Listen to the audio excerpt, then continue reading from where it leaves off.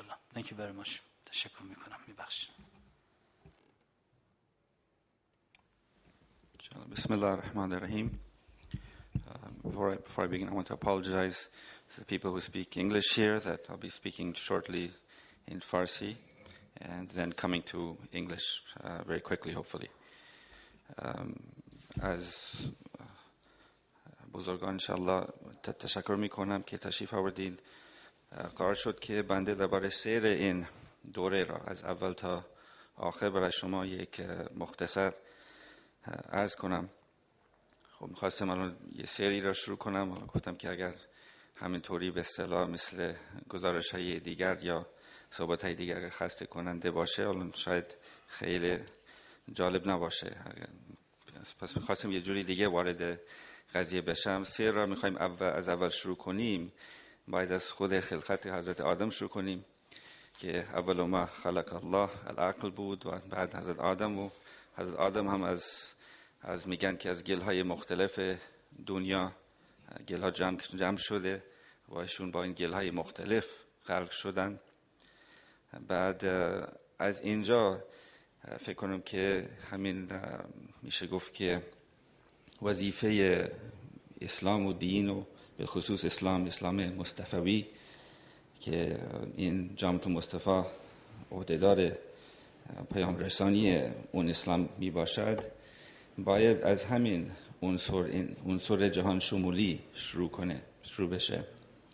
و به خاطر این دوره برای من از کجا شروع شده؟ از اونجا شروع شده، از همون خلقت آدم و از این که به اصطلاح هیچ ملتی، هیچ نژادی برتری بر به اصطلاح نژاد یا ملت دیگر نداره و این که در این واحد جامعه المصطفى در تهران الحمدلله از ملت‌های مختلف، از نژادهای مختلف در سطوح مدیریت فضلا حضور دارند که یکیتون همونجا نشستن بعضیا.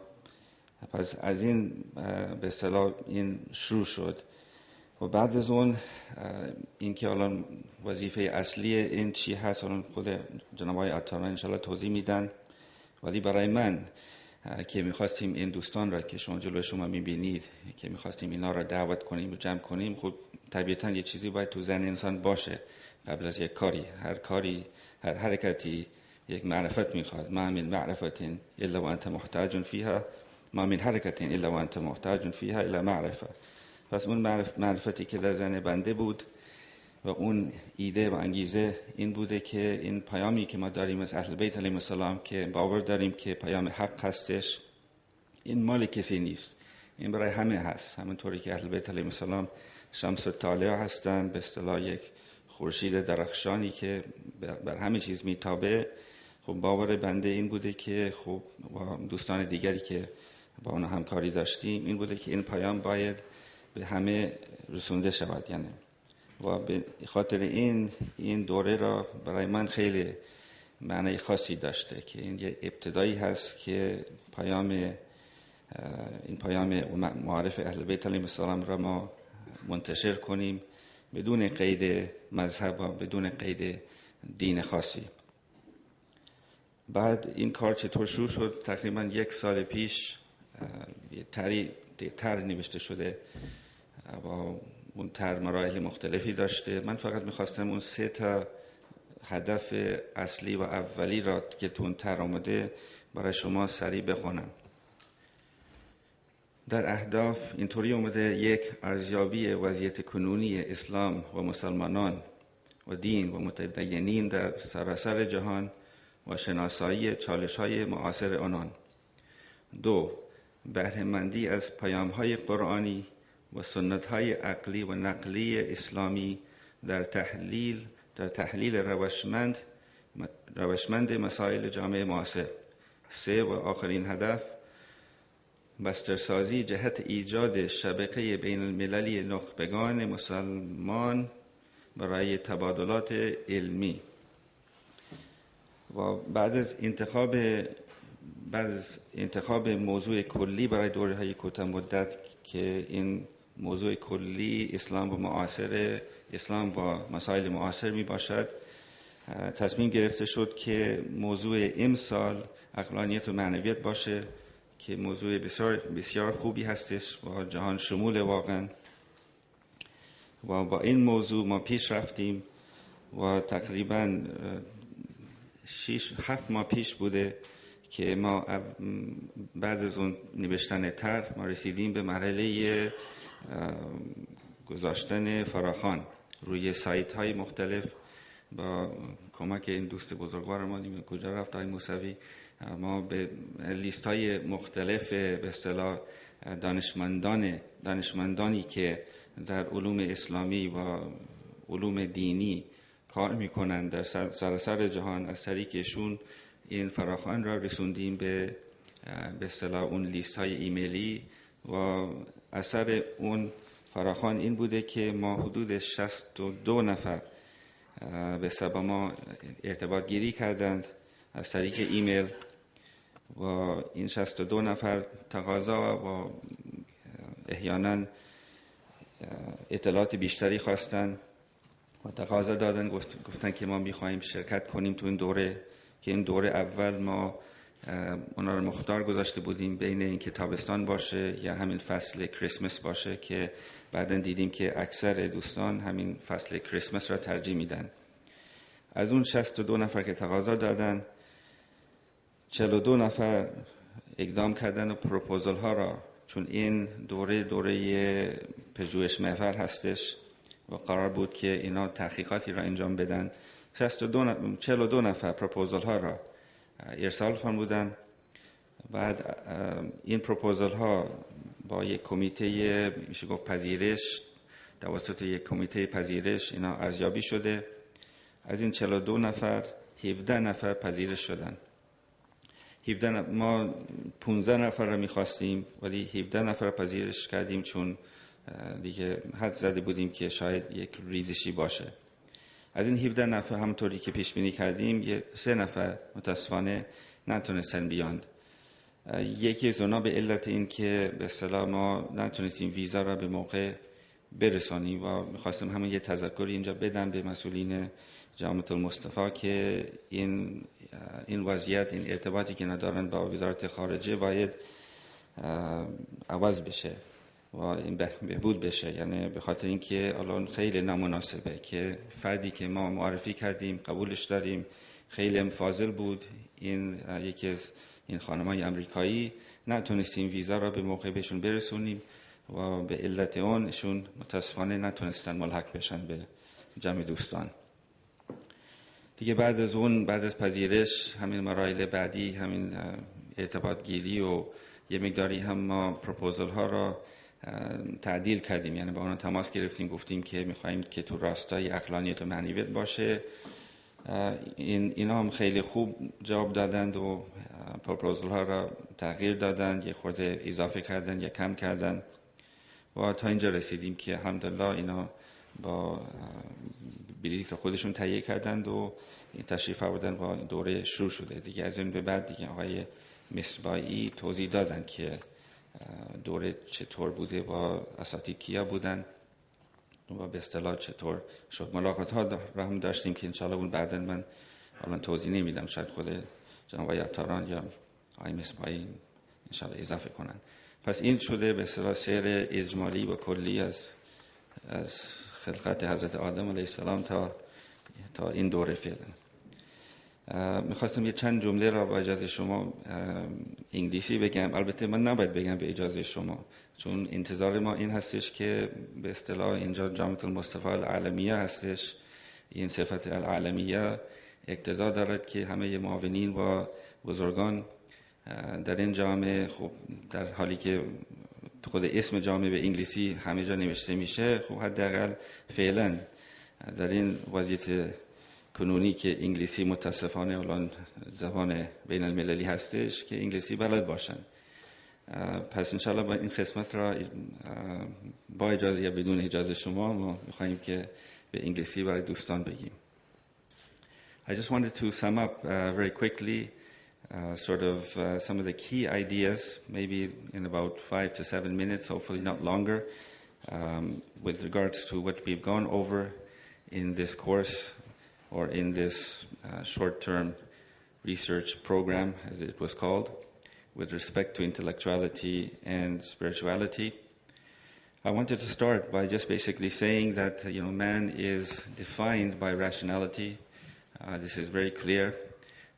He's called the rational animal. We all know that. We've all studied that. And man is also informed by the Spirit of God. And in the Islamic tradition, we have the verse from the Quran where Allah subhanahu wa ta'ala in more than one place says, وَنَفَخْتُ فِيهِ مِنْ رُوحِي, that I blew into man of my spirit, something of my spirit, the Spirit of God. So these two things basically were always there, this idea that rationality and spirituality, they're fundamental to the existence of man, and all of us here are believers, and we sort of accept that. Now, the reason that we use the term intellectuality and not rationality in the title of this short-term research program, the reason for that, there's a number of reasons. I'm going to go through 4 reasons very quickly, and then sum up, inshallah. I won't take too much of your time. One of the main reasons that we used the term intellectuality instead of rationality in the title of this course was to refer to the greater range that the term or the word intellectuality has. It covers more, it's a greater scope that's given to it. Another reason was that we wanted to refer to the possible non-opposition between the two, because whenever you say rationality and spirituality, you think of opposites, you think of things that are opposed one to the other, normally because of how the word rationality and the ratio is understood in modern times. Number 3 was that we wanted to refer to, once again, the possible but the very real unity and the relationship between these two. And I'll talk about that very shortly, a little bit more. And finally, with regard to our meeting with Ayatollah Jawadi Amoli yesterday, it was with reference to the methodology in the journey of man, that this is sort of like a ramp. You're going from intellectuality as a human being, as a rational animal, and you are moving up through intellectuality towards the natural consequence of that intellectuality, which is spirituality. And just to show how great a scope this word intellectuality covers, we saw through the lectures that we had and the seminars that we had that basically the term intellectuality was used to refer to various aspects of the human condition. We referred to it on sort of the lowest level when we talked about or discussed science and technology and what type of intellectuality there is talked about there in terms of sensation and the sensorial world and the material world. We talked about it sort of on another level, on the social level and on the political level. We talked about revolution and how that could also come from an intellectual, a pure intellectual understanding, and how the social relationships between men could also come from a correct intellectual, in the real meaning of the word intellectual understanding of man. A little bit higher on the realm of the imaginal world, we spoke about art, and once again how art is not arbitrary, that art has a source, and the source is divine, and it is a language among languages. And once again, it comes from the universal intellect. It comes from that source of all intellectuality. We also referred to the realm of ethics, and as once again Ayatollah Jawadi Amoli yesterday explained very well, the realm of ethics and how it pertains to the realm of intellectuality. Now, there's a series of contrasts that we wanted to sort of bring about, and I don't know to what degree they came out. They did come out here and there throughout the various lectures and various seminars, but perhaps they weren't highlighted, so I just wanted to quickly highlight them here very quickly. There was a contrast between what we can call instrumental reason, that lower faculty of reason in man, 2 + 2 = 4, and so on, A = B, B = C. So A = C, that type of demonstrative reason, to contrast that and to oppose it with the spirit or love, and love coming from the spirit. That was one fundamental contrast that we had sort of running through the different seminars. We had another contrast of what you can call the ratiocination of man, as opposed to the realization. So man, when he wants to realize himself, he does it in a different level, on a different scope, and when he wants to think, he does it on a different realm. Once again, using different terms now, cognition and volition, right? That the lower rational faculty of man has to do just with his cognition, whereas the higher faculties engage and bring about the volition of man. And the idea was now that the higher you go in this rational quest, that basically the volition gets more involved, there's more love, there's more passion, there's more heat, because if you remember, Ayat Parsanya spoke about cold and hot, so there's more heat, and that conjoining at the top, to come back to now Dr. Shomali's presentation, and to much of what Dr. Jalali also had to say with respect to poetry, we have the union then. And the idea of the union, the idea of two things coming close together in the Shia sort of terminology, in Sufi terminology, has to do with the walaya. And basically we had the idea that at their apex and at their fulcrum, at the highest point, at their peak, that these two realities are really one realities. And it's only on in our lower way of seeing things that we see them actually as different. So the idea was that, well, rationality in its higher levels reaches to an intellectuality that can be called sacred.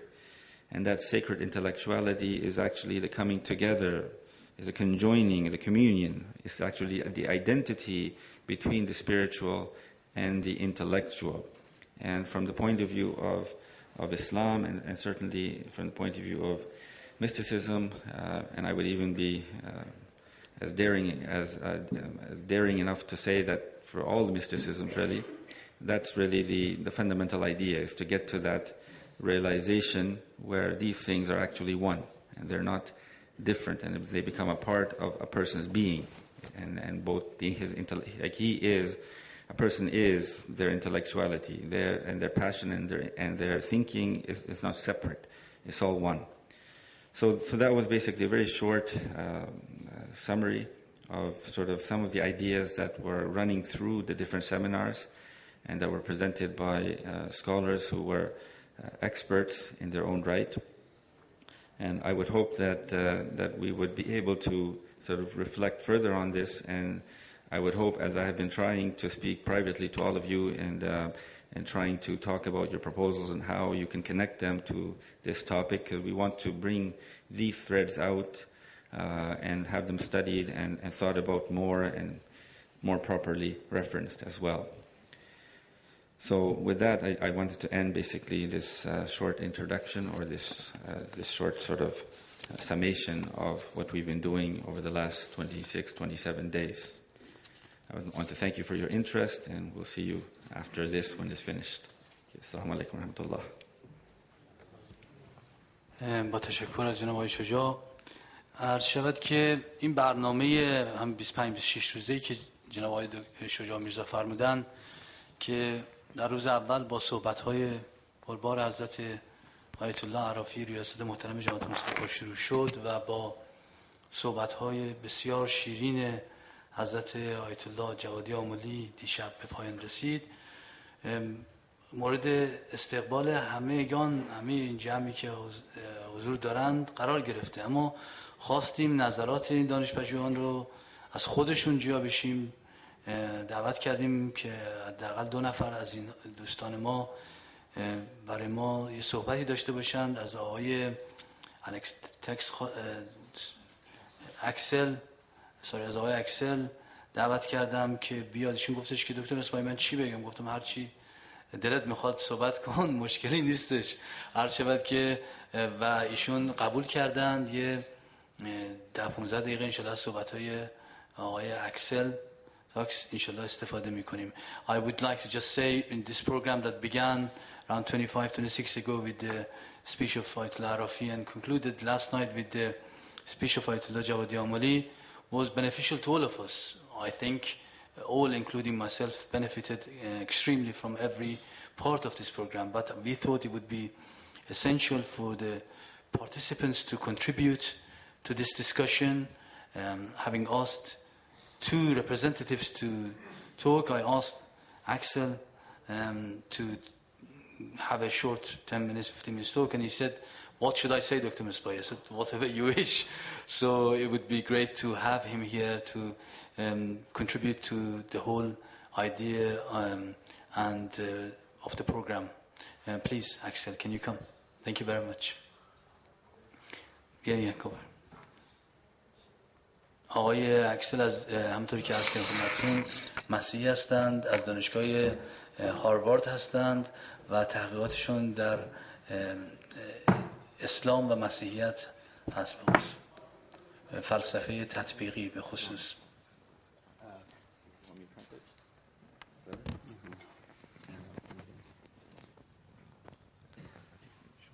ترجمه رو آقای چی؟ I was just saying I was explicitly asked to give positive and negative. That's okay, right? Okay. Yes, of course, yes.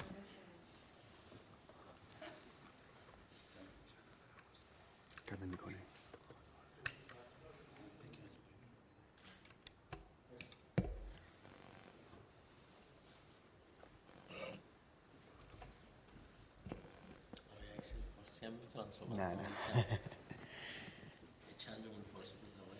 Bismillah ar-Rahman ar-Rahim. Assalamu alaikum. My name is Axel Takach, and as you've heard, I'm a doctoral student from the United States. I'm a Catholic studying comparative mysticism, comparative irfan, if you will, between the Christian intellectual and spiritual tradition and the Islamic one. Okay. Hit request, the left side.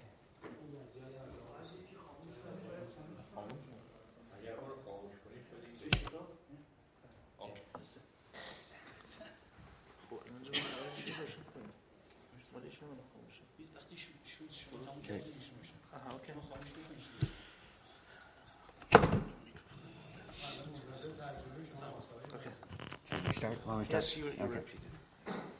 I'm going to start again. Yes, sir.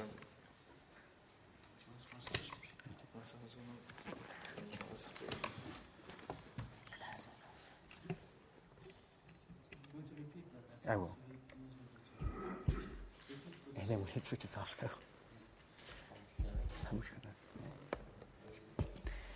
My name is Axel Takach, and as you've heard, I'm a doctoral student from the United States. I'm a Catholic studying comparative mysticism, comparative irfan, comparative theology between the Christian intellectual and spiritual tradition and the Islamic one. دانشجوی دوره مقطع دکترا هستم، اکسل تاکاچ، و در مورد فلسفه تطبیقی، عرفان تطبیقی در اسلام و مسیحیت کار میکنم. کاتولیک هستم. This is my second time to Iran, and even though I have not yet left yet, I'm already looking forward to many returns to this country. This is mainly because I find the traditional methods of studying Islamic irfan in Iran to be highly beneficial, both intellectually and spiritually, for my academic and personal life.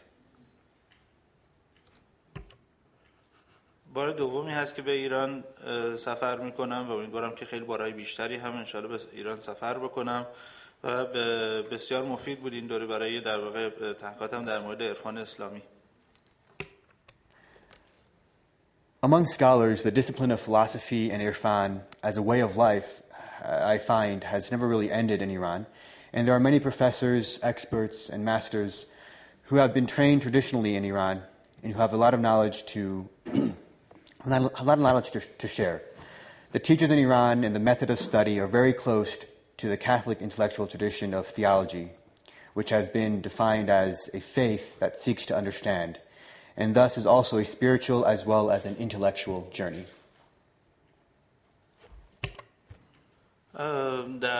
درباره عرفان اسلامی بنده اساتید بسیار بزرگی و در طول توی سیر تاریخی دیدم که کار کردن و این سیر ادامه دار هست و بسیار در واقع فوق العاده است که از در واقع عرفای اسلامی هم در حال حاضر استفاده میکنم و خیلی در مورد تحقیقاتم استفاده میکنم. Today I was asked to briefly discuss my view of the short-term research program that was offered by Jamiat Al-Mustafa Al-Alamiya. Overall, I was extremely satisfied with my time here in Iran as a participant in this research program. However, I was explicitly asked to give both strong points and points of improvement. امروز از من خواسته شد که از طرف در واقع از تیم المصطفی از من خواسته شد که در مورد کلیات برنامه یک توضیحی بدم و نظرم رو بگم. حالا من نظراتم رو در واقع در دو بخش خدمتتون عرض می‌کنم. There are several possible improvements that I might suggest, and I will begin with those, mainly because the masters of rhetoric would want me to end on the high and strong points, not on the points of critique, which in any case are few, and the strong points outweigh everything else that might be said. نکاتی که خدمتتون عرض میکنم یه سری نکات خیلی کمی در واقع منفی هست، خیلی نکات مثبت این برنامه بسیار زیاد بوده و خیلی لذت بخش بوده و اینها رو من خدمتتون عرض میکنم. دوره بسیار فشرده بود و من میدونم که خیلی در واقع هماهنگی و برنامه ریزی برای یه دوره 30 روزه‌ای به این فشردگی بسیار سخت است قطعاً و قاعدتاً برای تعداد زیادی از سخنرانی ها و اینها که برگزار شد و برنامه ریزی شده بود و اینها نیاز هست که فرصت بیشتری باشه که در واقع به تعمق آدم بپردازه در مورد سخنرانی های مختلف.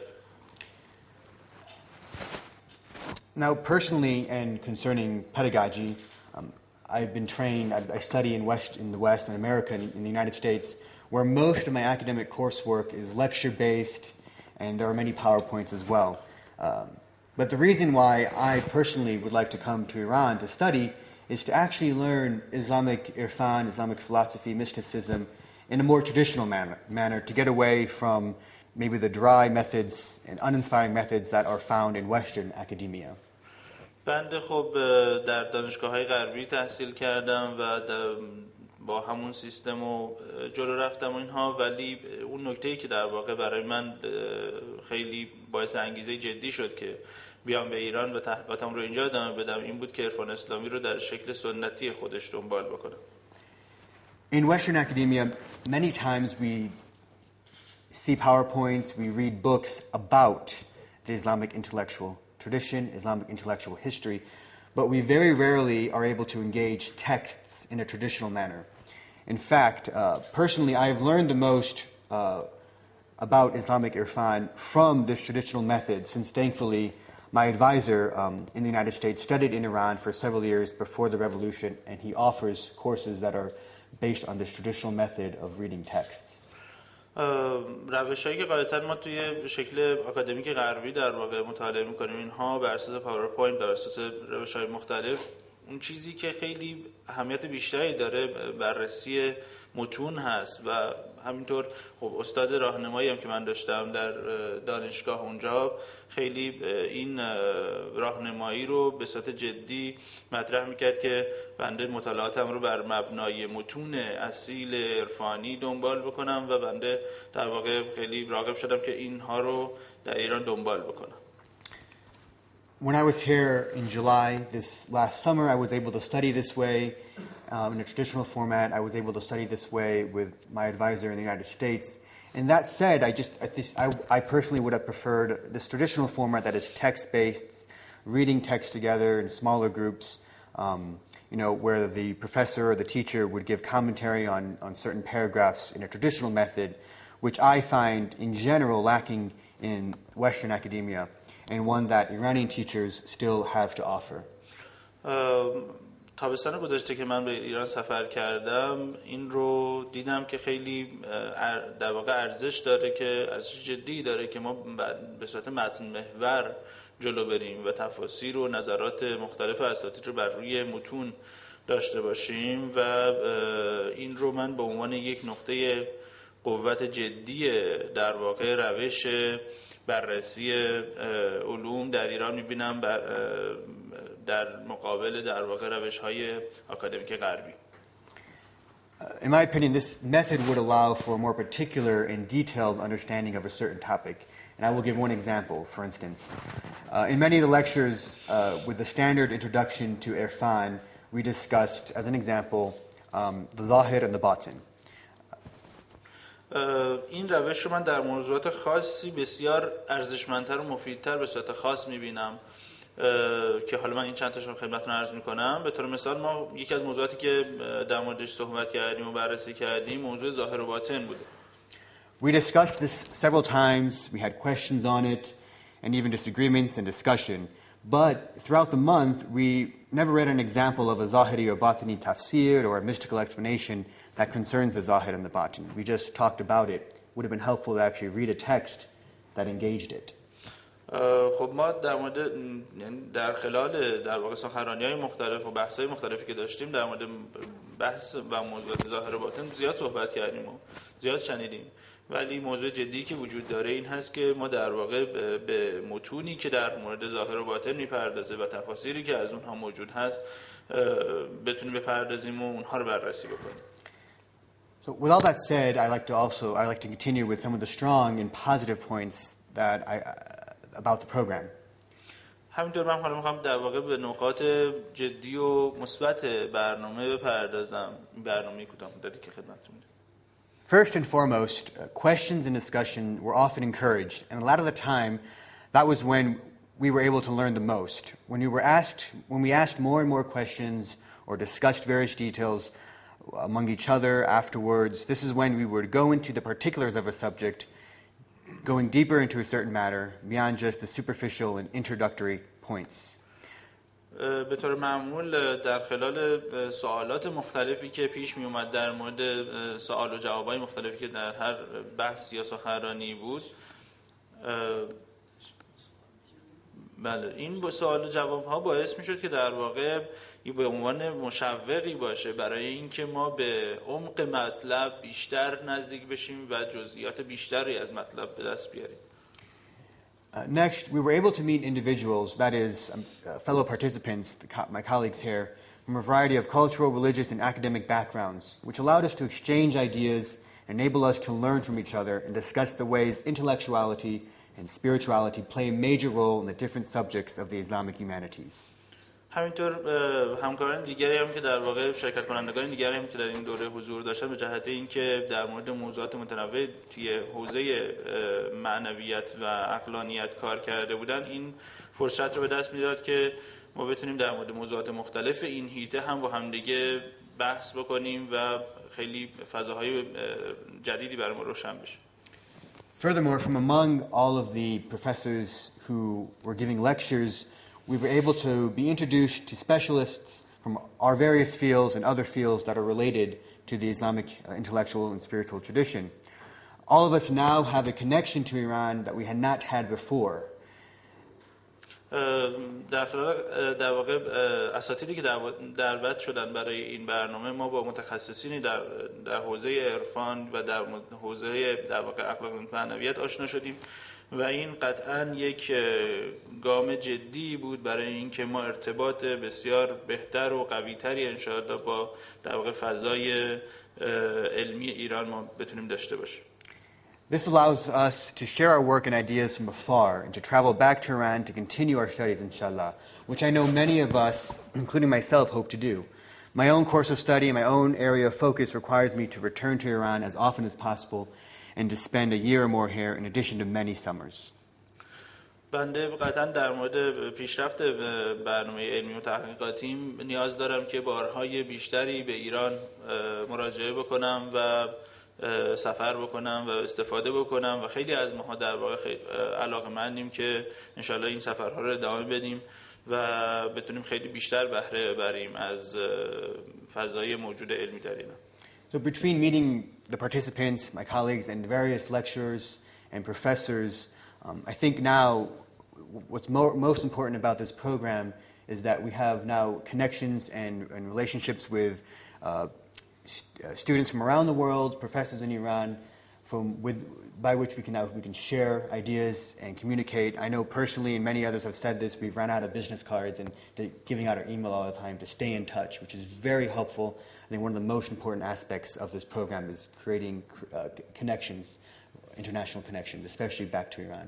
من فکر می‌کنم در مورد در واقع فواید جدی این برنامه اینطور میتونم خدمتتون بگم که مهمترین فایده اون به وجود اومدن ارتباط علمی جدی در واقع ما با اساتید ایرانی هست که انشاءالله من امیدوارم که بعد از این برنامه ما بتونیم این ارتباط ها رو ادامه بدیم و به صورت مستمر از این ارتباطات استفاده بکنیم و بین در واقع خود همین شرکت کنندگانی که در این برنامه حضور داشتن. In addition, I'd like to especially mention some other details.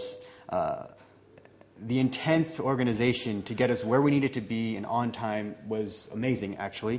Hotel and transportation organization was phenomenal. در مورد در واقع برنامه و شکلیش و زمانبندیش و اینها باید بگم که زمانبندی برنامه، حمل و نقلش و مثلا حالا اسکانش و در واقع هتل و اینها فوق‌العاده بود.